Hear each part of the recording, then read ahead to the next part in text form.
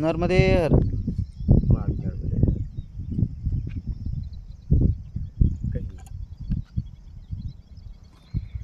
हम जिस भी एरिया में खड़े हैं, मतलब शब्द मेरे बहुत छोटे हो रहे हैं और भाव बड़ा उथल पुथल हो रहा है दिमाग एकदम से कि एक आदिवासी एरिया में हम यहाँ खड़े हैं और जो हमारी समझ काम करती है कि आदिवासी का मतलब है एकदम निरे अनपढ़ और उनको कुछ भी नहीं आता। एक पढ़ा लिखा समाज आदिवासी के बारे में ये समझता है। लेकिन आज मैं पर्सनली जो आपके साधक हैं, जो आपसे जुड़े हुए हैं बहुत करीब से, मतलब उनकी पर्सनल लाइफ देख के मुझे लग रहा है कि यार वो एक मतलब वो भगवान के कितने करीब हो सकते हैं और हम लोग कितने दूर हो सकते हैं। मतलब हम जो सोचते थे कि अपने आप को यहाँ और उनको यहाँ, और यहाँ तो मुझे उल्टा ही लग रहा है कि वो लोग जिस तरह से एक ईमानदार हैं, इतना तकड़ा समर्पण उनका, और कोई लोभ लालच नहीं, कोई कुछ नहीं, और तो वो अपने आप में ना मतलब कोई शब्द भी नहीं है। और मुझे मतलब अपने आप में ना मुझे पहली बार ऐसा हो रहा है, इतना लो फील हो रहा है कि ऐसा लोग भी होते हैं क्या।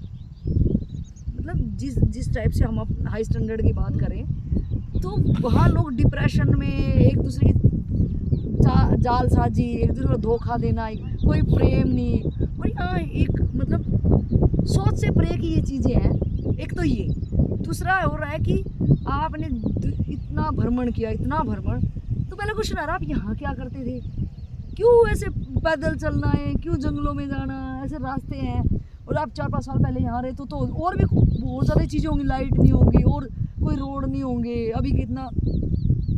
तो आप इन लोगों के अंदर जो देख पाए, मतलब हम जो आइडियाज ऐसे ही मान लेते हैं अपने आप को ही, हम सुपर समझने लग जाते हैं कि बड़ी बड़ी बिल्डिंगें होती हैं, सारी सुविधाएं, सारी चीज़ें होती हैं, तो हम तो चाहे शायद बात भी नहीं करेंगे इन लोगों से। तो और आप इन लोगों के अंदर ऐसा क्या ढूंढते थे और आपने वो ढूंढा जो, तो रियल में जब हम इनसे मिल रहे तो लग रहा है यार आपने रियल में ये तो हीरे हैं। मतलब वो कोई हूर का नीरा जो कि उस हीरे को कहाँ से चुनिंदा अपने कहाँ इंडिया के एक एक को कैसे उठा के, मतलब मुझे, मैं खुद उनसे पर्सनली मिली तो मुझे तो बहुत गजब है यार। क्या क्या ढूंढा आपने उनको, उनके अंदर ऐसा क्या रहा। मैं खुद क्वेश्चन कर रही हूँ भाई ऐसे ईमानदार कौन हो सकता है। इतना पैसा एक अनजान के खाते में कोई आ जाए, यहाँ तो गलती से कोई पेटीएम कर रहा हो ना, 1-2 डिजिट आगे हो जाए, 10 रुपया किसी का चला जाए, बोलो भाई अगर गलती से चला गया भाई दे दे मेरे दे दे, इतने कॉल कर देगा 10 रुपये के लिए। और यहाँ आपकी ट्रांजैक्शन एक कितना, जिस पे आप भरोसा कर रहे हो इतना भरोसे लायक है बंदा, खुद के परिवार वाले भी नहीं होते। तो आपका उन बंदों में क्या ऐसा देख लिया, और हमारे तो सोच से परे है कि हम तो बात भी नहीं करते शायद। और वो मतलब वहाँ पे हम गए, वो जो भी थे भगवान कौन थे वो बंदा मिला भी नहीं। मतलब ऐसा घर में जो जिसमें पहली बार ही बैठी हूँ, मतलब मैं सोच भी नहीं सकती आज के ज़माने में ऐसे घर होंगे। मैं अपनी पूरी ज़िंदगी में पहली बार ऐसे घर में बैठी। उनका कोई लालच नहीं, कोई कामना नहीं, मतलब सारा सत्संग जैसे ज़िंदगी में उतर रहा हो। जिस टाइप से वो अपनी भारी उनकी ज़िंदगी दिख रही थी, मतलब हम तो फोटो में ढूंढेंगे शायद ऐसे फोटो देख सकते हैं सिर्फ। आज भी वो लोग ऐसी ज़िंदगी जी रहे हैं और आपको छोड़ के बस हाल सा, मतलब आपसे जब मिल रहे हैं और आप उनके डायरेक्ट घर जा रहे हो, इतने बड़े बड़े लोग बुला रहे हैं, आपके पास टाइम ही नहीं है। कल वो इतना बड़ा सब रजिस्ट्रार रेवेन्यू का तहसीलदार आपसे मिलने आया, आपने उनको वक्त ही नहीं दिया, अपनी मर्जी से आए। आप जब भी आए आपकी मौज हुई तो आप आए, आपने डायरेक्ट बोला जाना हो तो जाओ भाई, मुझे कोई वो नहीं, तुम्हें जरूरत है तुम रुकोगे नहीं तो जाओ। लेकिन इनके घर आप बताओ कैसे एकदम से ऑटोमेटिक आ जा रहे हो, और उनको भी कोई कामना नहीं है कि वो फॉर्मेलिटी मारे, वो मतलब इतनी आत्मीयता आपसे कि एकदम पूछ रहे हैं कि आप इतने कमजोर क्यों हो गए हो। मतलब इनका हो भाव एकदम, क्या कहूँ, बड़ा शब्द नहीं है। मतलब मेरे को यही जानने की ज़्यादा आपसे हो रही है, आपने इनके जो हम सोच से पड़े हैं कि हम इनसे मिलना भी शायद पसंद नहीं करें, किस टाइप्स के लोग हैं, हम बैठना भी पसंद नहीं करेंगे, बात करना तो बहुत दूर की बात। आपने इनमें क्या ढूंढा और आप वो ढूंढ के निकाल पाए, और आपको क्या ज़रूरत थी। दूसरा सवाल ये है कि एक बंदा 13 साल अपनी ज़िंदगी का, जो कि कोई कुप्रभाव नहीं है, कोई मतलब उसके पास अभावग्रस्त तो है नहीं, वो क्यों ऐसे जंगलों में, क्या जंगलों में घूम रहा है वो, मतलब अपने शरीर को इतनी पीड़ाएं दे रहा है ना। अब यहाँ पे अभी भी हम देख रहे हैं तो बताओ बचपन नदी है, पहाड़ है, यहाँ मेरे को कोई नज़र भी नहीं आ रहा यहाँ तो। और यहाँ पर अकेले आ रहे हो, बोल रहे शेर भी हैं, चीते भी हैं।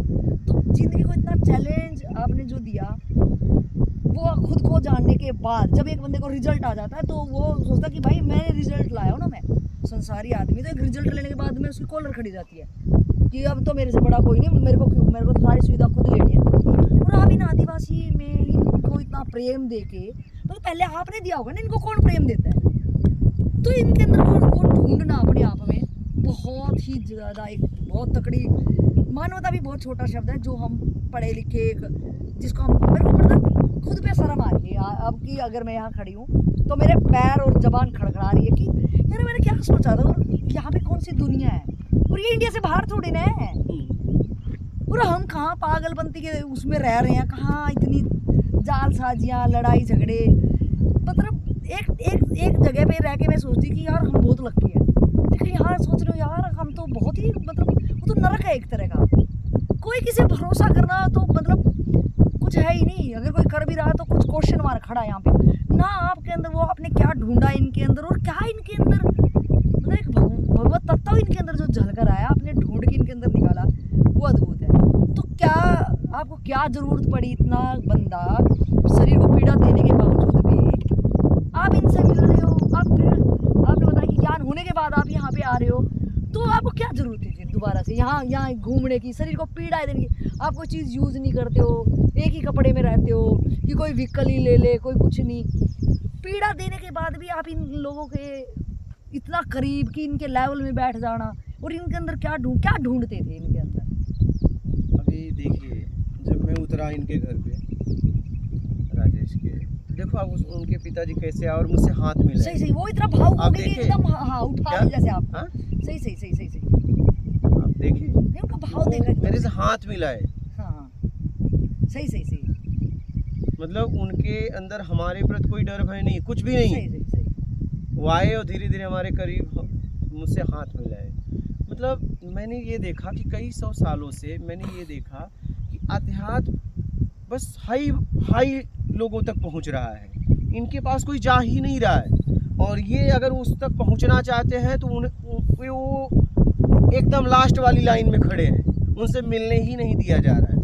अगर ये जा भी रहे हैं, सही कोई अगर जाना भी चाहता है हाँ, तो इन्हें इनको खड़ा भी नहीं किया जाता, गेट के बाहर ही या तो इन्हें गेट के बाहर किसी सेवा में लगा दिया जाता है। सही तो मैंने कहा मैं इनसे मिलूंगा, क्या मैं इनसे मिलूंगा, इनकी भावनाओं को समझूंगा, और मैं ये सुल्फानी झाड़ी का गांव अभी तो आपकी शुरुआत हुई है, गांव लोगों से जाके मेरा मिलना, इनको आध्यात्म समझाना। इन्हें आध्यात्म का आता पता नहीं है, ये झाड़ फूक तक है, क्या ये झाड़ फूक। लेकिन जब हम इनसे मिले, इनसे बातें करने लगे, तो देखा तो इनके अंदर तो ईमानदारी है।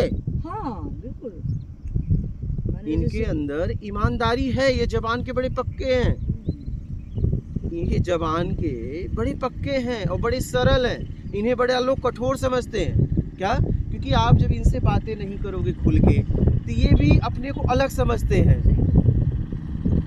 तो मैं इनके साथ, मुझे बैठना उठना, इनके अस्तर को उठाना मुझे बड़ा अच्छा लगा कि मैं उन लोगों से मिलूंगा जिनके पास लोग जाते नहीं। आप देखो ना, 100-200 साल में 300 कितने लोग आध्यात्मिक लोग ऐसी जगह गए, वो हाई प्रोफाइल तक, सही हाई प्रोफाइल वाले उनसे मिल पाते हैं। ठीक है, मैंने कहा नहीं, मैं आपको बता दूं, मेरे पास लो अगर क्वालिटी का, जिसको लोग सामान्य समझते हैं, एकदम नीचे स्तर का, अगर वो आ जाए तो मैं तुरंत उठ जाता हूँ, और अपने आप को हाई लगाता है तो मैं कहता हूँ बैठो अभी, क्या बैठो, पहले हाई तो गिराओ, तुम बहुत हाई से आए हो, पहले तुम नीचे आओ, तब तुमसे आराम से बात करेंगे, तुम इंतज़ार करो, क्योंकि तुम्हें कहीं इंतज़ार नहीं करवाया जाता, इनको हर जगह इंतज़ार करवाया जाता है, इनको हर जगह इंतज़ार कराया जाता है। तो इसलिए मैं इन लोगों के पास जाता हूँ, मैं तो एक घटना बता रहा हूँ। अभी लखनगांव फाटा गया था ना उनके घर पे, वहाँ एक माता जी का मंदिर है। मैं 2020 में जनवरी के महीने में मैं वहाँ पहुँचा, ऊपर मैं माता के मंदिर में पहुँचा, नारियल ले गए थे मेरे साथ वाले, उन्होंने फोड़ा, सड़ा निकल गया। कुछ बच्चे गाय बकरियों को चराते हुए आए, तो हमारा भाव हुआ इनको कुछ दूँ, लेकिन मेरे पास कुछ था नहीं, दुकान भी नज़दीक नहीं था कुछ मंगा सकूं, तो मेरा भाव हुआ वो टिफिन लिए थे। मैंने बोले बेटा खाना है कि खा लिए? बोले खा लिए, बचा है। तो बोले हमें खिलाओगे? बोले आप मेरे घर पे खाओगे क्या? हम कहे क्यों नहीं खाएंगे। तो ये हम कहे काम करो, बचा हुआ खाना है क्या? बोले आप लोग तो मेरे घर पे खाते नहीं हो। हम कहे लाओ टिफिन का, उनका जूठा भोजन, जूठा लोगों के लिए था, मेरे लिए नहीं था। मैंने माँ को पहले चढ़ाया। किसको? माँ को चढ़ाया। और फिर मैंने भोग लगाया। मैंने सब बच्चों को खिला के मैंने खुद खाया और सारे बच्चों को मैंने गले लगाया। तो मैं इन लोगों के साथ जीता हूँ, जीता हूँ तभी तो आके आप देखे अब मुझसे हाथ मिला लिए सीधा उन्होंने मुझसे हाथ, ये कोई साधारण बात नहीं है। और मैं इनको कुछ नहीं कहता कि मैं ये हूँ ये हूँ, ये खुद कहते हैं। मैं सिर्फ इनसे बात करता हूँ।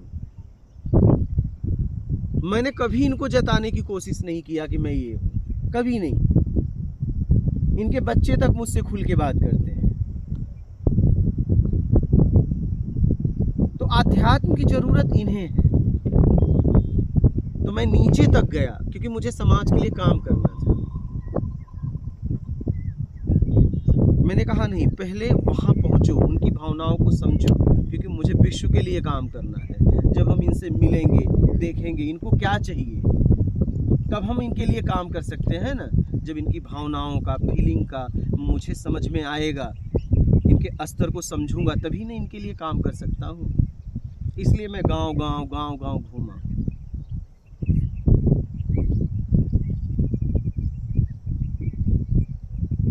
महापुरुष ही काम कर सकता है अपनी मेहनत के बाद, और ऐसे इतना सब कुछ अपना दे डालना। देखो ये जैसे इनके पापा कहे ना ऐसे फिरता रहता, यहाँ पूछोगे कहते बाबा ऐसे फिरता रहता है। हाँ,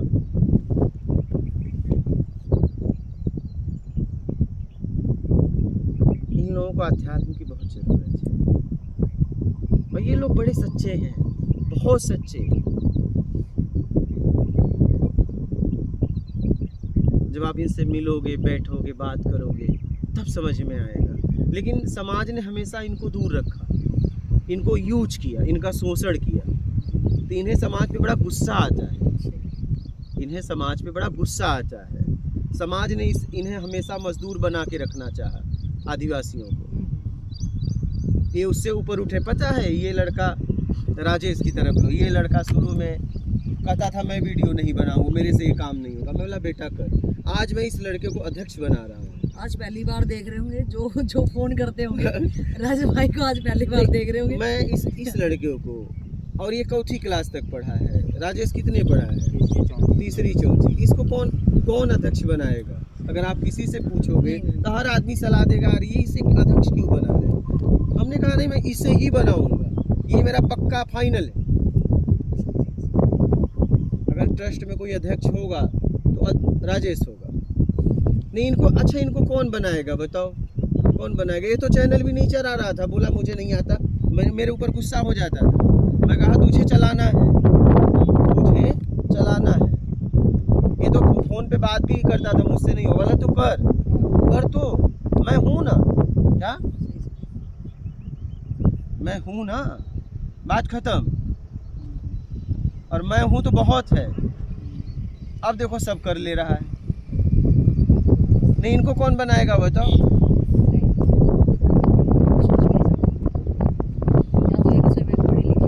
सोचे हमें ये कर दे वो कर दे, बट वो इतने ईमानदार नहीं हो सकते, कभी नहीं हो सकते।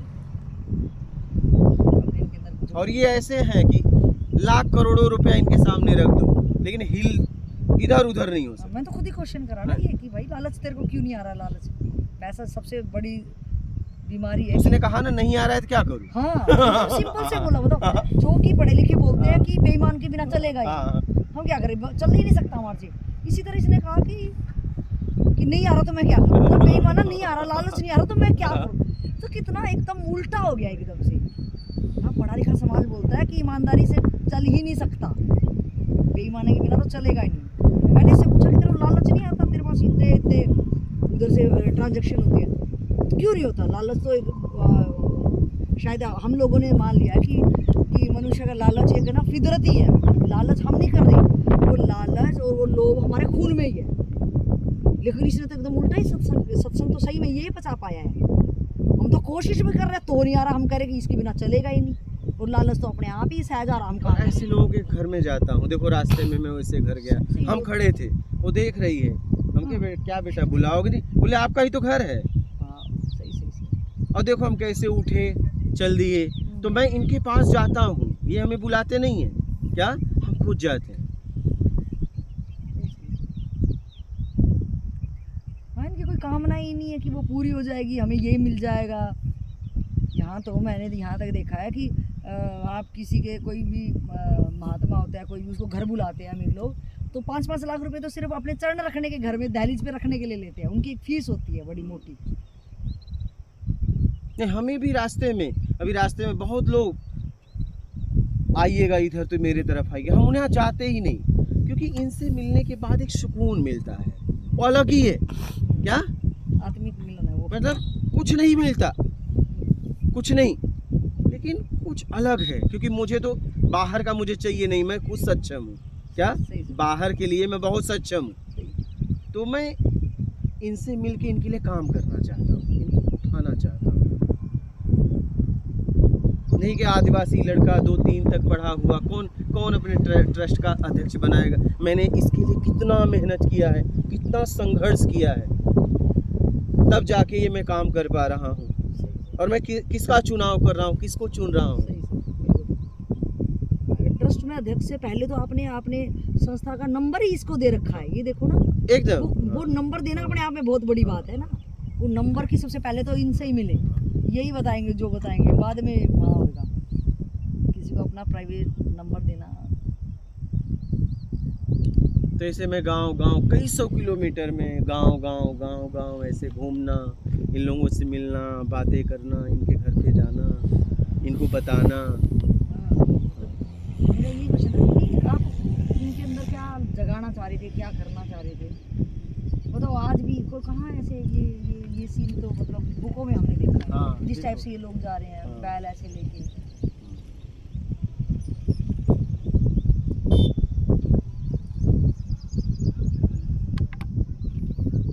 मतलब आप क्या करते थे यहाँ, कोई गजब है यहाँ, एक दो ही घर है कहाँ क्या हार दे, कुछ हो आदमी इंसान में कुछ हो जाए तो कोई चलो और देखते हैं। हाँ, मैं तो नीचे से काम करना चाहता हूँ, एकदम पैरों से। क्या मैं पैरों से यहाँ तक काम करना चाहता हूँ, यहाँ तक। हाँ,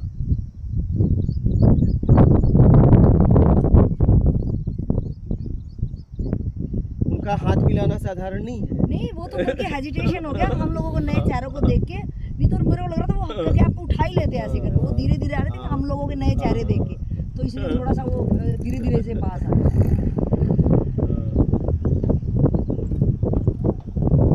ठीक है, चलो नर्मदे। नर्मदे।